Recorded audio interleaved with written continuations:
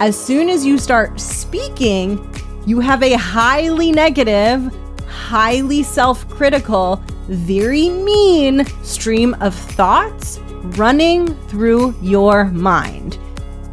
The effectiveness of your communication and also the confidence that you exude in the tone of your voice is directly linked to the internal monologue that is happening in your mind. Welcome to The Art of Speaking Up, a podcast that helps professional women access the limitless potential that lies within them. I'm your host, Jessica Guzik, and my mission is to help you find that spark inside you that has the power to transform your career in ways you may not have thought possible. I'm so excited that you're here. And now, on to the show.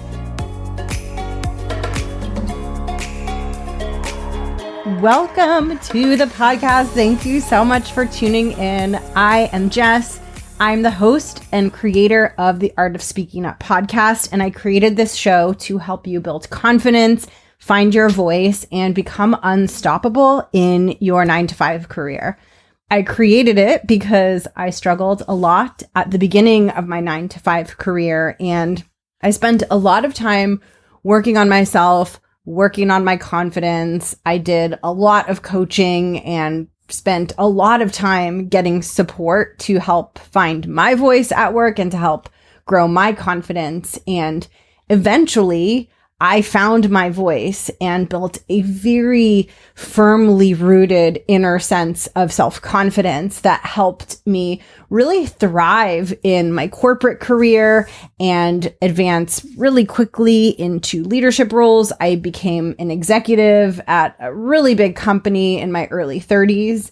And I do this work and I created this show to help you find your voice and to help you build confidence that lasts and that is so strong within you that people feel it when you speak and they feel it when they're in your presence. It's a confidence that you feel inside and that you exude from the inside out. And today's episode is so foundational and so important when it comes to having a strong voice and building confidence. And it is something that I can really, really help you with, because I have deep expertise and experience in the topic of being put on the spot, thinking on your feet, speaking off the cuff. It is an area where I used to struggle so much. It was so hard for me. And now it's literally what I do on this podcast. When I record this podcast, I don't have a script. I either have a set of bullets to remind myself so that I don't forget anything important, or I go into the podcast with almost nothing. Like I just speak off the cuff. And I wasn't born knowing how to do that. That is not something that I have always been good at. I really struggled in the early days of recording this podcast. And I also really struggled in the early days of my career to speak off the cuff.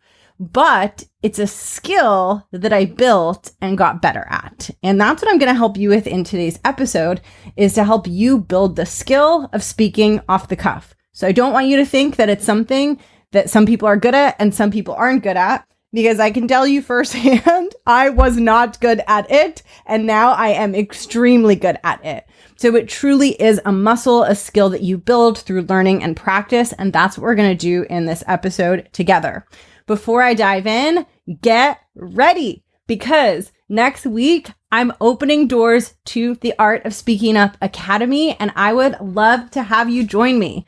You've probably heard about it a bunch of times by now, but if you haven't, the Art of Speaking Up Academy is where you take all of the breakthroughs and light bulb moments and learnings and boosts in confidence that you've been getting from listening to this podcast, and you take them much deeper. It is my signature group program where you will build the confidence you need to speak up more often at work, and you will learn how to speak in a way that is effective and also in a way that exudes confidence so that you can make a really strong impression on the stakeholders around you in your workplace. What I love so much about this program is that I help you find a confident voice that is authentic to you. What I struggled with so much in my journey of finding my voice in my corporate career is I felt like all of the advice and guidance that I was getting was encouraging me to adopt a fake voice, a fake confidence, speak like someone I'm not. And that just had me really stuck because I felt like I was playing pretend and wearing a mask. And it's really hard to feel confident and exude confidence when you feel like you can't even be yourself and you're trying to be someone that you're not. And inside the Art of Speaking Up Academy, the way that I teach you the communication tools and the way that I coach you to grow your confidence and really develop your mindset all comes from a perspective of helping you find a confident voice that's authentic, that feels like you.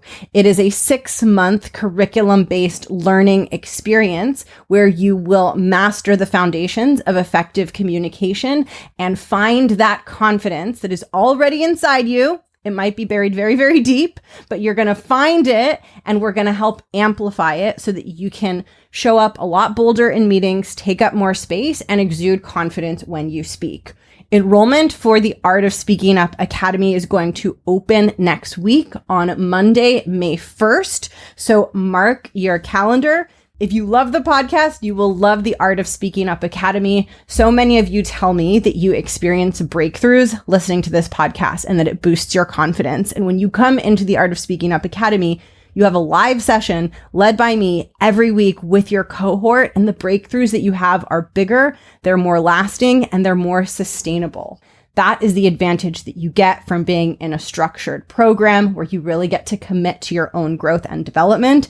And that is what I offer you inside the Art of Speaking Up Academy. So mark your calendar.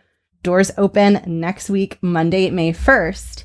And if you want to get a taste of the Art of Speaking Up Academy for free, take my free audio training, 3 Steps to an Unstoppable Meeting Presence. This is a free audio course. You can listen on the go, so you can take it with you. You don't have to sit down and watch video. And I walk you through the foundational pieces that you need to develop a voice and a presence that is unstoppable. Even if you're a beginner, even if you feel like having a confident voice is far away, it is just a series of small bite-sized steps stacked upon each other, compounding upon each other, that is going to help you evolve your voice from wherever it is at today to a much more confident, assertive, and effective voice that will help you not only feel better and stronger in your career, but will help you develop a reputation that leads to your growth and your advancement. This free audio training that I created, 3 Steps to an Unstoppable Meeting Presence, is my favorite freebie that I have created to date. And I am so in love with it and so into it that I made a trailer of it to share with you. So I'm going to play you a little bit of a teaser of this free course so you can get a taste of what I'm talking about. So let's take a listen.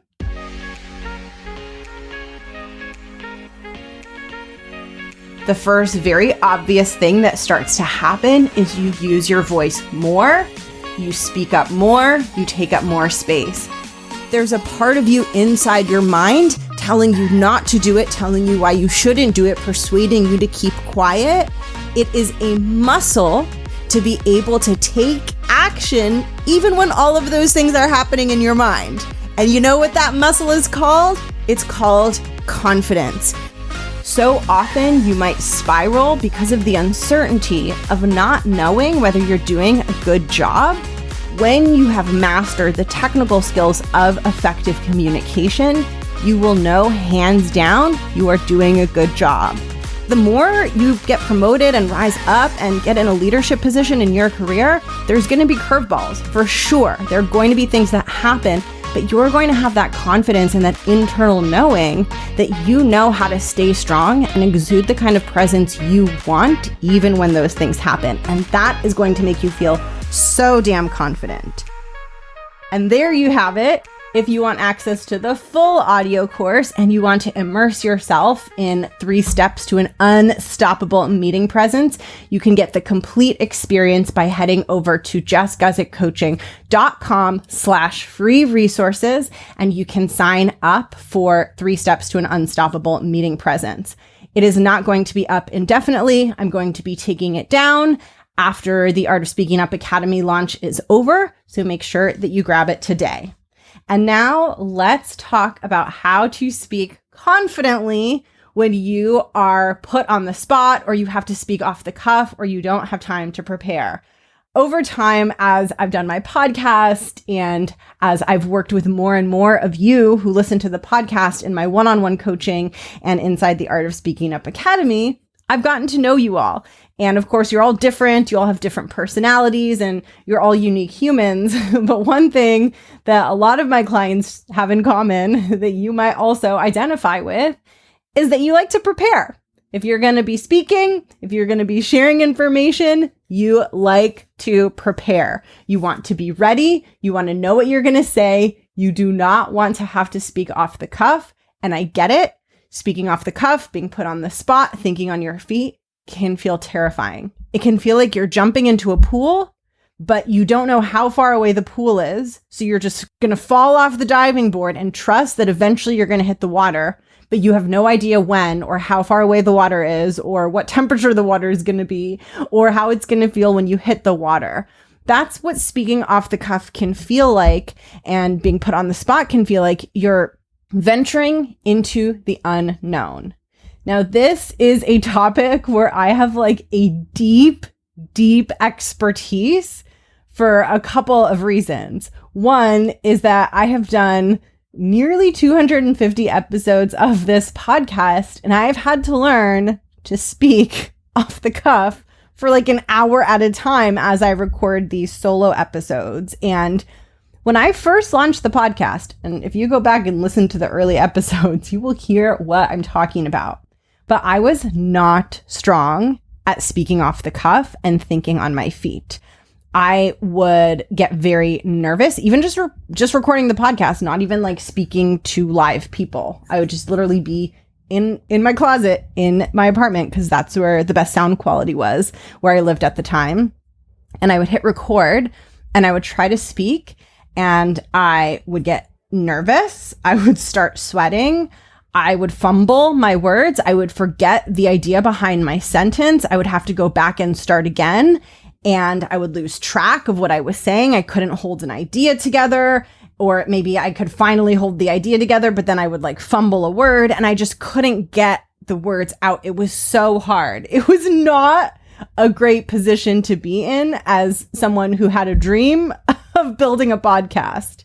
And not only did I not sound confident because I struggled with speaking off the cuff, but the quality of what I was able to share wasn't as high because I had to spend so long just to get the words out. It would take me hours to record one solo episode. Now, what's interesting is that was a few years ago. So that was back in late 2018 is when I launched the podcast. Now, that is literally not a problem. My voice and my ability to speak off the cuff and think on the spot has just transformed. I don't get nervous when I'm recording the podcast. I rarely fumble my words. I rarely lose track of my ideas. I'm just able to go and be really, really smooth. Now, this happened because I kept on podcasting. I kept on sticking with it, even when it felt hard and awkward and I felt like a dummy and I just felt like I was embarrassing myself and doing it wrong. But there was one thing that happened in 2019 that was an enormous turning point for me, which is I started to take improv classes. It all started because my partner's friend was doing an improv show here in LA. I live in LA, and we went to go see the show, and I saw these improv students. It was students performing their class show. So you take the improv class, and then when you're finished taking the class, you do a live show, and they open up the theater. Anyone can come. People invite their family and friends, and it was a class show. And I saw all of these improv performers / improv students performing, and I thought to myself, that looks really fun. That looks so fun. I want to try that. I had no idea what I was getting myself into. I didn't think about how scary it would be. I didn't think about the fact that I was going to have to do a class show. That gave me so much anxiety. So I wasn't thinking about all the things about it that were going to be scary.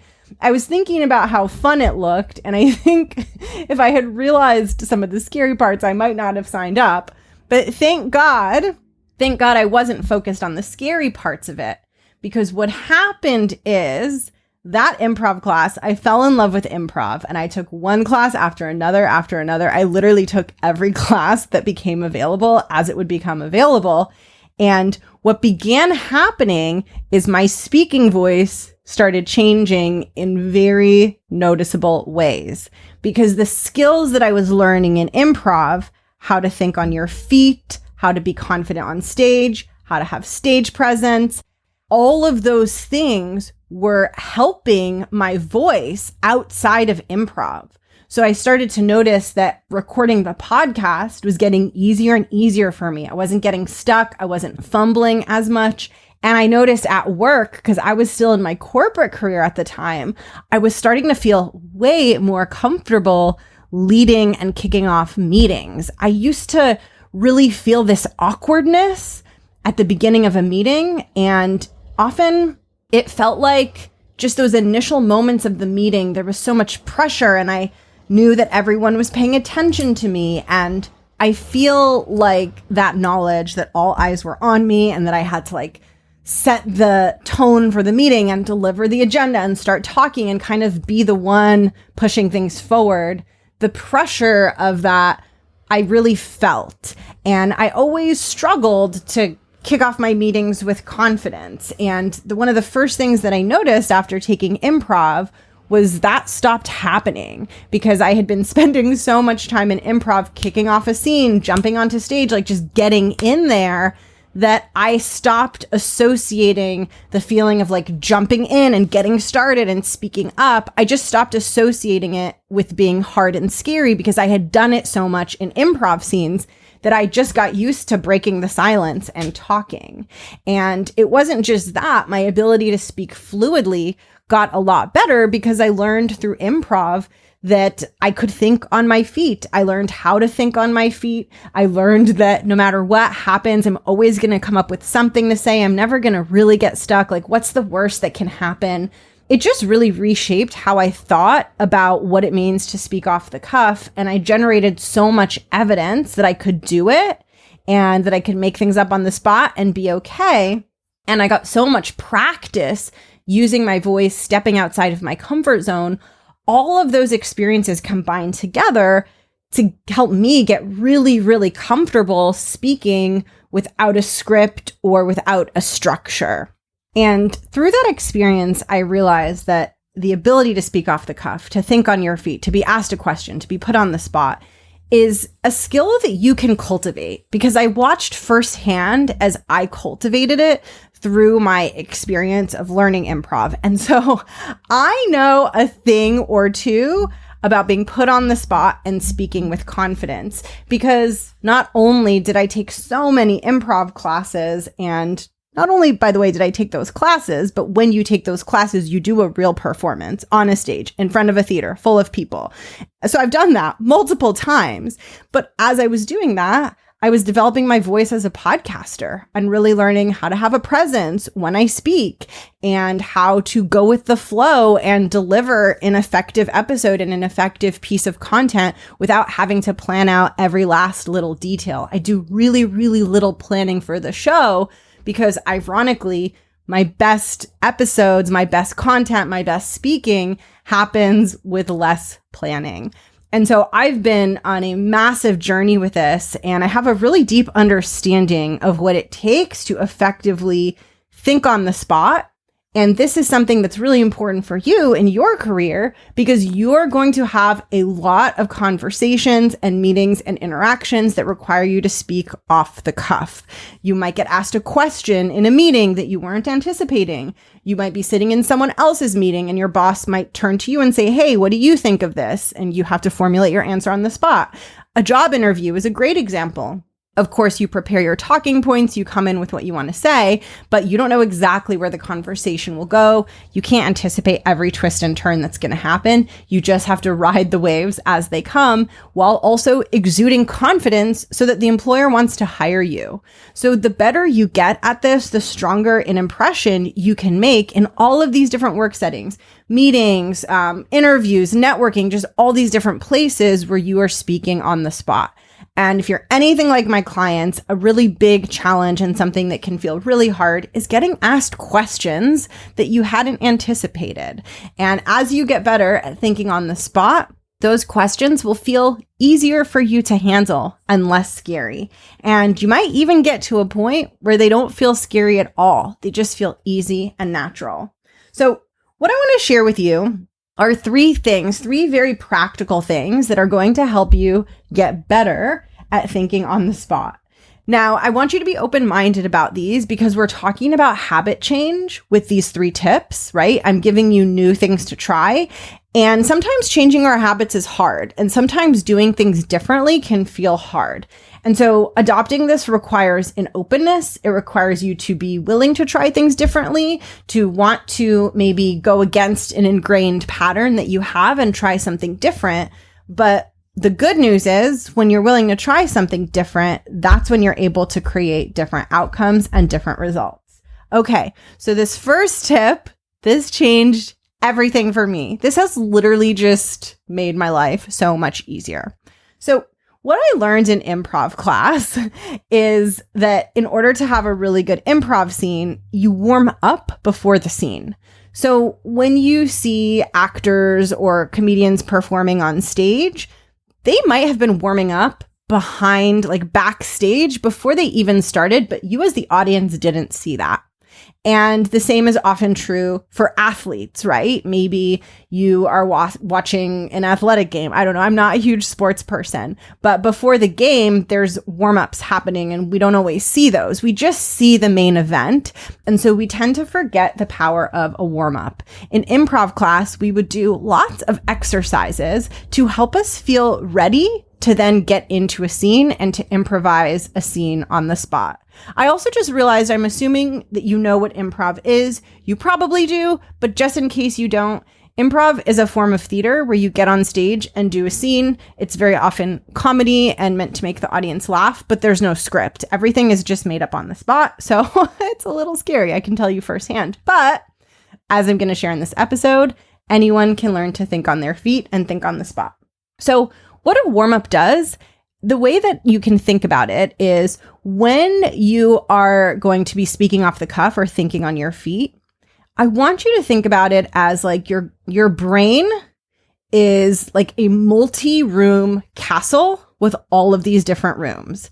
And depending on what activity you're doing, you're going into a different room inside the castle. So for example, when you were little, you might have learned to ride a bike. And so there's a room in your brain called riding a bike.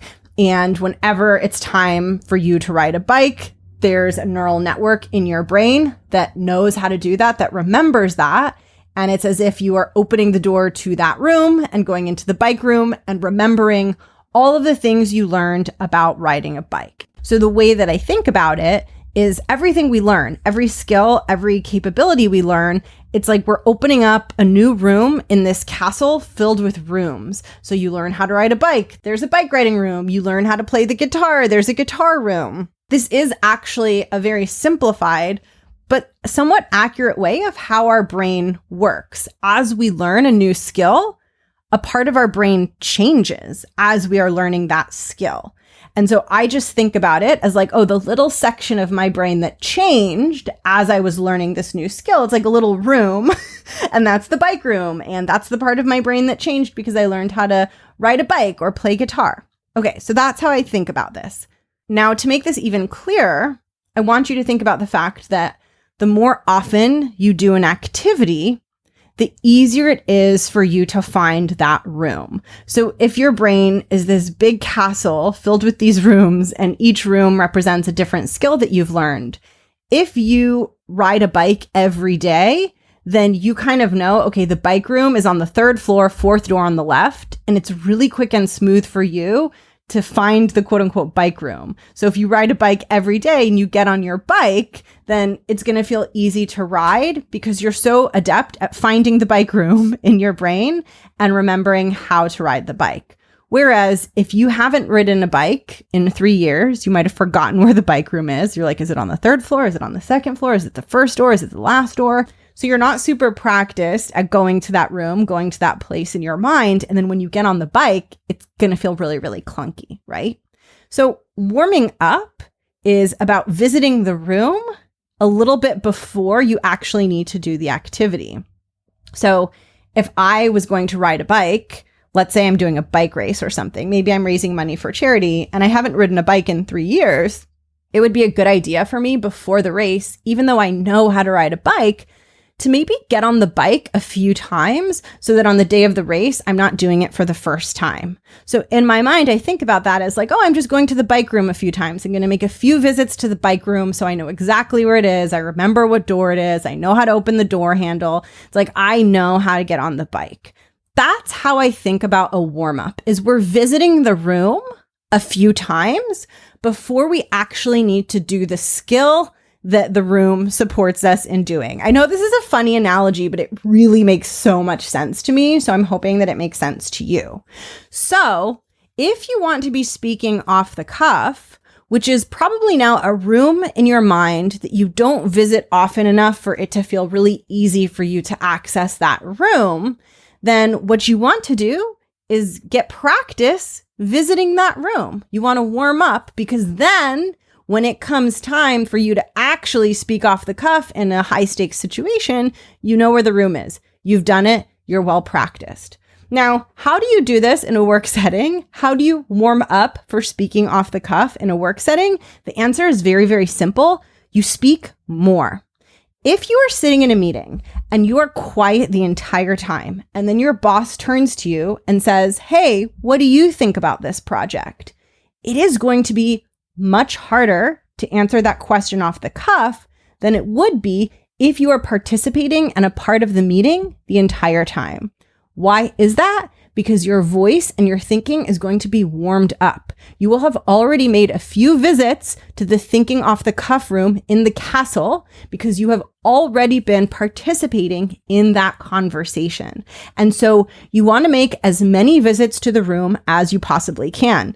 You can visit the room by participating in a meeting. You can visit the room by making small talk with someone in the elevator. You can visit the room by talking to the person at the grocery store who's checking out your groceries. The more you talk, the more you speak, the more you use your voice, the more you're visiting that thinking off the cuff room. The most effective way that you can do this is in the actual meeting, in the actual settings where you are expected to participate. So don't wait until someone puts you on the spot. Don't wait until you get asked a hard question. Jump in the meeting sooner so that you can start visiting the room, warming up your voice, warming up your ability to speak off the cuff. Then when your boss turns to you and says, hey, what do you think about this project? You don't have to go from this cold start of silence to all of a sudden having a smooth answer. The answer is going to flow out of you much more easily because you've been talking. This gives you yet another reason, yet another motivation to speak up more in meetings, because the more you speak up earlier on in the meeting, the easier it's going to be to speak towards the end of the meeting. Everything that you share makes the next thing and the next thing and the next thing that you share easier and easier and easier. This is something that I've learned in improv, and it is something that I've seen to be true over and over again. It's so hard to go from like cold, hard silence to someone putting you on the spot and you having to speak. Now you can certainly do it. And as you get really, really good at speaking off the cuff, you won't need as much warming up to do it well. But one of the ways that you're going to get good at it is by being a voice in the meeting room, by visiting that room in the castle, by using your voice, and by speaking up. So that's the first thing that I suggest you do. The second thing that I suggest you do is something that all of my clients do the opposite of. So this is a big habit change, and it's probably something you don't realize you're doing. So in order to get good at speaking off the cuff, you have to not be mean to yourself while you are speaking. So this is kind of a weird thing to think about, but as we are talking to people, as we are speaking, we are simultaneously thinking. So it's like there's two tracks. There's what we're saying, there's the words that are coming out of our mouth, and then there's the stream of thoughts in our minds. And if you're anything like my clients, then as soon as you start speaking, you have a highly negative, highly self-critical, very mean stream of thoughts running through your mind. You might have thoughts like, that was wrong. I sounded stupid. People are judging me. Why is this so hard for me? I'm not doing it right. They don't like this. You might experience a lot of very pessimistic, very negative thoughts. These thoughts make it nearly impossible to get good at speaking off the cuff. In order to be really good at speaking off the cuff, getting put on the spot, staying very smooth and confident when you speak, even if you don't have it planned all out or scripted, is you need to learn to feel confident. When you feel confident, it helps you have the courage to keep talking, even if you mess something up, even if you fumbled. And when you're being very critical to yourself in your mind, you feel the opposite of confident. You feel small, you feel dumb, you feel insignificant, you feel incapable, you feel incompetent. It's really, really, really hard to effectively speak off the cuff when you are feeling all of those negative things. It's sort of like, remember how I told you that speaking off the cuff is like a room in the castle of your mind, and the more you visit it, the better you'll get at it and the easier it will be. So criticizing yourself is like trying to find that room in the castle of your mind with a blindfold on. You're not going to be able to find it because you can't see. You don't have the proper conditions, the proper support that you need to find and access that room. But if you have a flashlight and a map of the castle, and you don't have a blindfold on, you're going to find the room much, much faster and be able to speak off the cuff much better. So self-criticism acts like a blindfold. It makes the task harder, whereas being encouraging towards yourself acts like a flashlight and a map. It makes the task easier. This is something that I go into in depth and is at the backbone of the Art of Speaking Up Academy. But the effectiveness of your communication and also the confidence that you exude in the tone of your voice is directly linked to the internal monologue that is happening in your mind. When the monologue in your mind, the self-talk in your mind is negative and critical, your communication quality goes down.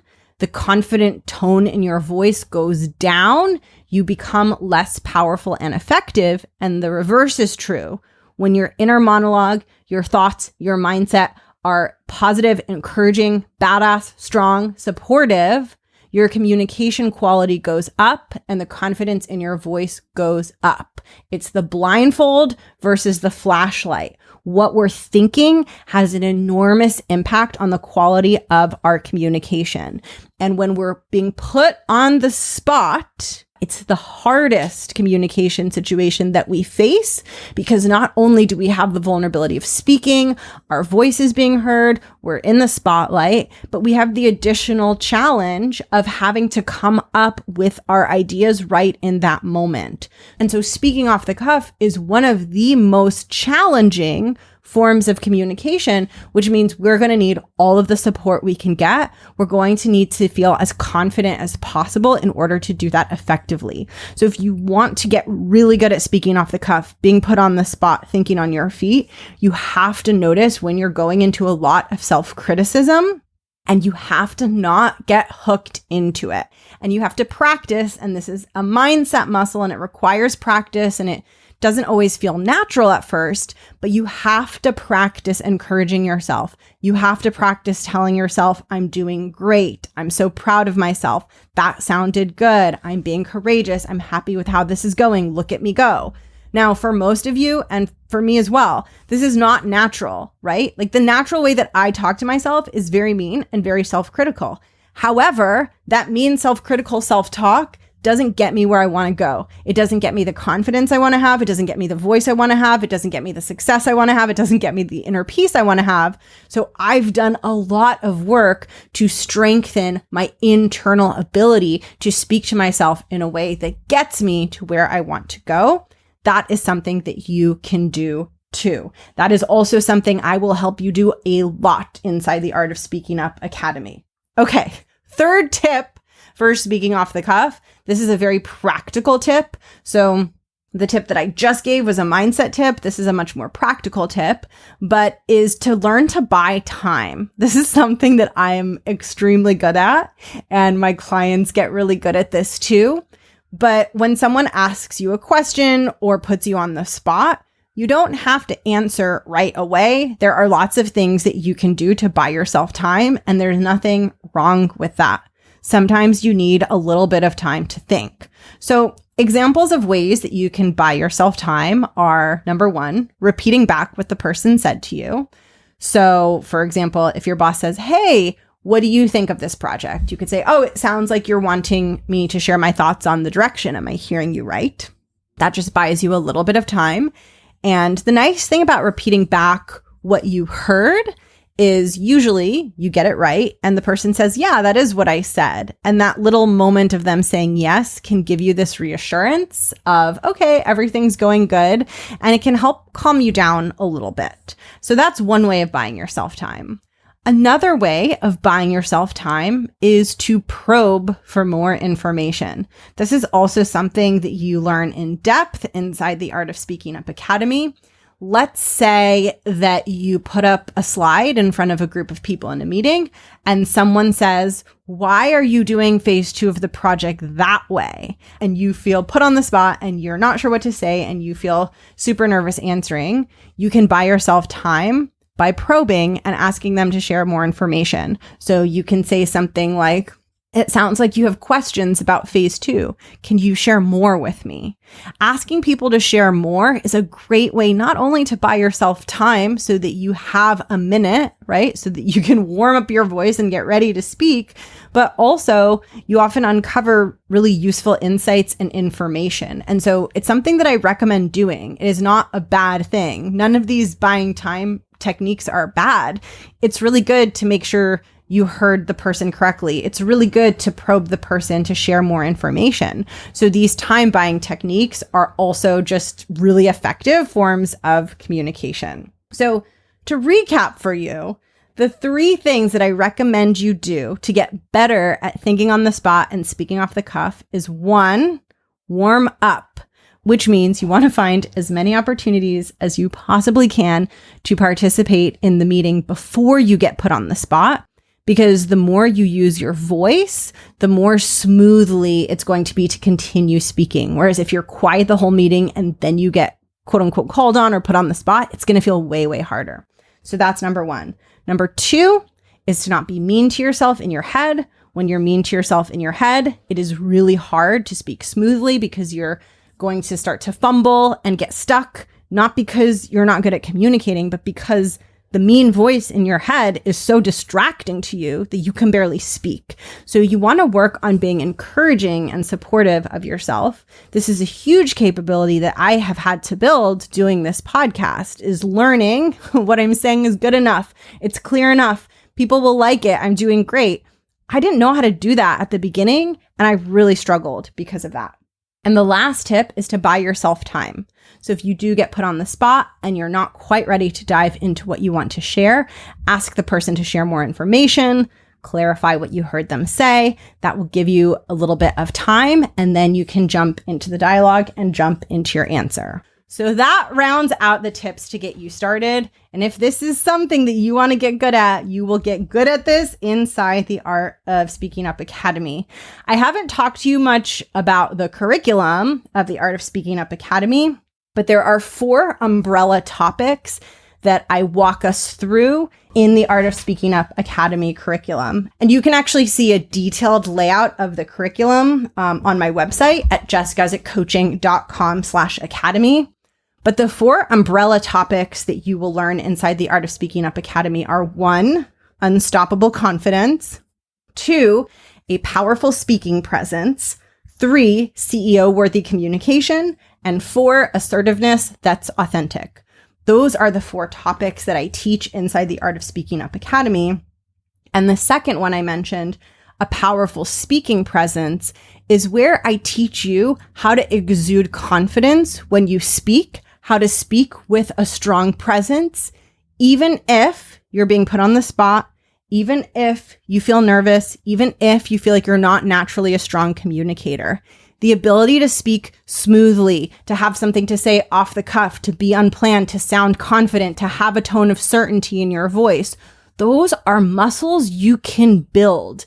Your voice is a physical part of your body, and you can get better at using it in a really effective way.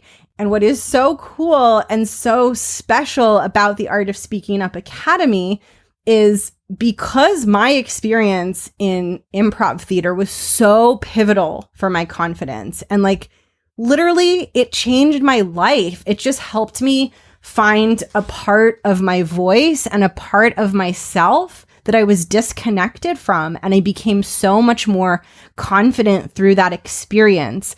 And because it was so profound for me, I took a lot of what I learned in improv and how I learned to exude confidence and have presence in my voice. I took the best of what I learned in improv and infused that into the Art of Speaking Up Academy so that you can experience a similar transformation. Now, the Art of Speaking Up Academy is not an improv class. So if you are not a theater person and you're like, no thanks, I'm not actually teaching you improv. What I'm doing is I'm taking the tools, the learnings, the takeaways, the concepts that were most useful for me in getting my voice unstuck and really just learning how to speak and just be me and feel good and confident. I'm taking the tools that helped me do that most, and I infuse them into the curriculum of the Art of Speaking Up Academy so that you can learn to speak in a way that exudes confidence, that feels authentic to you, that helps you feel powerful, because ultimately that is what I want for you. And that is also what is going to help you thrive in your career, is to have a voice that feels confident, that feels good, that feels like you, and that you feel proud of. That is one of the big pieces that you will get to work on inside the Art of Speaking Up Academy, and you will get to do it under my guidance and my teaching. It's a program with live sessions that are taught by me, and you get to do it alongside a cohort of professional women who are similar to you, who have big goals and big dreams for their careers, and who are committed to growing their confidence the same way that you are. And being in that energy is so inspiring. It is one of my favorite things as a participant, like when I'm in someone else's group coaching program, is to be around other people. And for me, particularly to be around other women who are doing it. When I'm in that energy, I just feel so motivated and so fired up to challenge myself, to show up in a big way, and to really bring the most of myself to what I do. And when you're inside the Art of Speaking Up Academy, you're going to be surrounded by other women who are doing it and having wins and stepping outside their comfort zone. And it is going to offer you so much inspiration, so much internal fuel to really challenge yourself to find a voice that is not only stronger, not only more authentic, but that is the voice that represents the real you and your full potential. If that is something that you are totally ready for, come join me in the next cohort of the Art of Speaking Up Academy. Doors open next week, Monday, May 1st. Mark your calendar, get ready. And in the meantime, between now and May 1st, get a free taste of the Art of Speaking Up Academy and what you're going to learn in there by taking my free audio course, 3 Steps to an Unstoppable Meeting Presence, where I will walk you through the 3 foundations that will help you learn to feel confident, speak up more often, and exude confidence when you speak.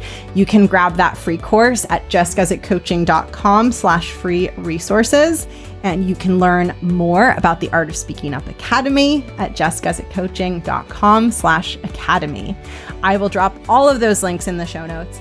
Thank you so much for listening to the podcast. I am so excited for next week when I will finally get to open doors to the Art of Speaking Up Academy, and I will catch you there. Bye.